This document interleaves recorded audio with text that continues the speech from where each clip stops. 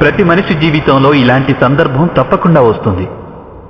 వారి స్వప్నాలు, వారి ఆకాంక్షలు, వారి ఆశయాలు స్తంభించిపోతాయి. వారి ఆశా సౌధాలన్నీ చిన్నాభిన్నమైపోతాయి. ఒకవైపు ధర్మం ఉంటుంది, ఇంకోవైపు సుఖం ఉంటుంది. దీనినే ధర్మ సంకటం అని అంటారు.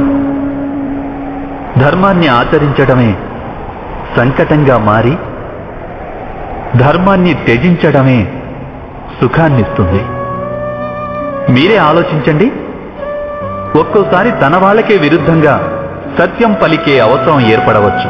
ఒక్కొక్కసారి ధనార్జన చేయాలనుకున్న వారికి సులువుగా ఇతరుల ధనం దొంగిలించే మార్గం కనపడవచ్చు. అప్పుడే ఒక శక్తివంతుడైన రాజ్యాధినేత లేదా ఒక రాజ్యాధికారిలో దాగున్న అధర్మం అనేది బయటపడుతుంది. ప్రతి ఒక్కరి జీవితంలో ఇలాంటి పరిస్థితులు ఏర్పడుతూనే ఉంటాయి.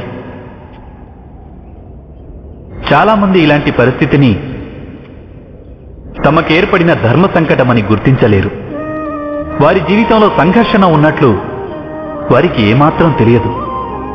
ఒక ఈగ చక్కెర వైపు ఆకర్షింపబడినట్లు ఇలాంటి వారు కూడా అప్రయత్నంగా సుఖాల వైపు ఆకర్షింపబడతారు. వాస్తవానికి ధర్మ సంకట క్షణాలని ఈశ్వరుణ్ణి దర్శించే క్షణాలనుకోవాలి.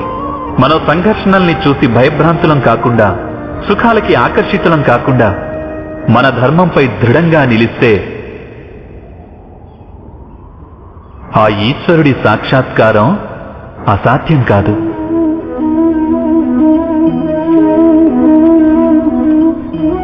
పెనుగాలితో యుద్ధం చేసే ఆకు వృక్షం నుంచి రాలిపోవచ్చు.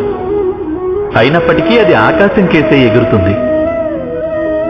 పెనుగాలికి వాలిపోయే గడ్డి అక్కడే భూమి మీదే ఉండిపోతుంది. అనగా ధర్మ సంకటం నుంచి మనం సంకటాన్ని తొలగించేస్తే సుఖం ప్రాప్తించొచ్చు, ఆయుష్ పెరగొచ్చు. కానీ మన వ్యక్తిత్వం నశించదా? మన ఆత్మ కృషించిపోదంటారా? మనం ఈశ్వరునికి సదా దూరమైపోమా? మీరే ఆలోచించండి.